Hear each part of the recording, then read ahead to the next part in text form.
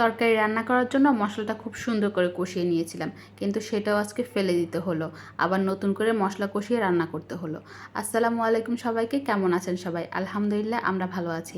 নতুন আরেকটি ব্লগ নিয়ে চলে এলাম, আপনাদের সবাইকে স্বাগতম জানাচ্ছি। আজকের ব্লগটা কিন্তু সকাল থেকেই শুরু করেছি, মানে সকালের নাস্তা করা থেকে। তো রাইয়ানের বাবা তো নাস্তা করে চলে গেছে, আমি আর আমার ছেলে নাস্তা করে নিলাম। নাস্তাটা শেষ করেই আগে হচ্ছে আচার নিয়ে বসলাম।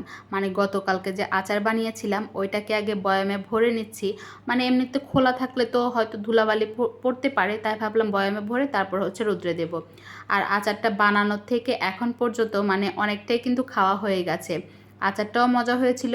আর হচ্ছে এই আচার তো এমনিতে আমি বানিয়ে বেশি দিন রাখতে পারি না। আর হয়েছে অর্ধেক বয়াম, মানে আমি ভেবেছিলাম পুরো বয়াম হয়তো ভরে যাবে। তো আচারটা বয়ামে রেখে আমি হচ্ছে চামচটাকে একটু মশলাটা খেয়ে নিচ্ছিলাম, খুবই ভালো লাগছিল আর ঝালও লাগছিল। আচারটাকে রোদ্রে দিয়ে চলে এলাম রান্না বান্না করতে। আর সকালবেলায় রাইয়ানা বাবা এই মাছগুলো দিয়ে গেল।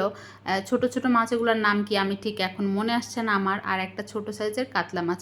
কাতলা মাছের তো তেমন শরীর নেই, মাথাটাই বড়। তো এগুলো হচ্ছে ভেজে নিচ্ছি। 4 পিস মাছ নিয়েছি, এটাকে ভালো করে ভেজে নিয়ে আজকে হচ্ছে ঝিঙে দিয়ে রান্না করব। ঝিঙে আর আলু দিয়ে একটা পাতলা করে ঝোল করব, গরমের দিনে খুবই ভালো লাগে খেতে। তো রান্নার জন্য তো মশলাটা কষিয়ে নিচ্ছিলাম, আর মশলাটা আজকে কষিয়ে পুরো মশলাটাই ফেলে দিতে হয়েছে। মানে মশলার মধ্যে সমস্যা হয়েছে, আমার তো মরিচের গুঁড়া শেষ হয়ে গিয়েছিল, আর এক প্যাকেট মরিচের গুঁড়া আনিয়েছিলাম। প্যাকেট না, খোলাই এনেছিল।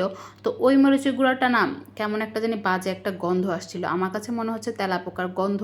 যদি আমি তরকারি রান্না করতাম পুরো তরকারিটাই হয়তো ফেলে দেওয়া লাগতো। তো এই যে অনেকগুলাই মশলা, অনেক তেল পেঁয়াজ সবই আছে, এমনিতেই অপচয় করা তো ঠিক না। আর এইভাবে অনেকগুলা জিনিস, সবগুলো হচ্ছে দামের জিনিস, কোনোটাই তো কম দামের না। তো কি করবো, আর যদি এটা দিয়ে তরকারি রান্না করি তাহলে তরকারিটাও ফেলে দিতে হবে। বাসায় আগের কোনো মরিচের গুঁড়াও ছিল না, তো রাইয়ানা বাবাকে ফোন করলাম যে মরিচের গুঁড়া আনার জন্য আসার সময়।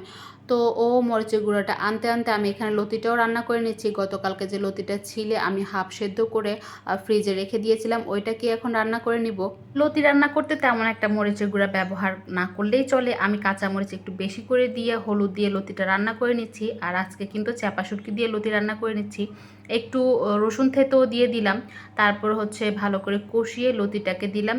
এখন হচ্ছে খুব ভালো করে, যেহেতু একটু হাফ সেদ্ধ, হালকা একটু পানি দিয়ে ঢাকনা দিয়ে ঢেকে ঢেকে আমি কিন্তু রান্নাটা করে নেব।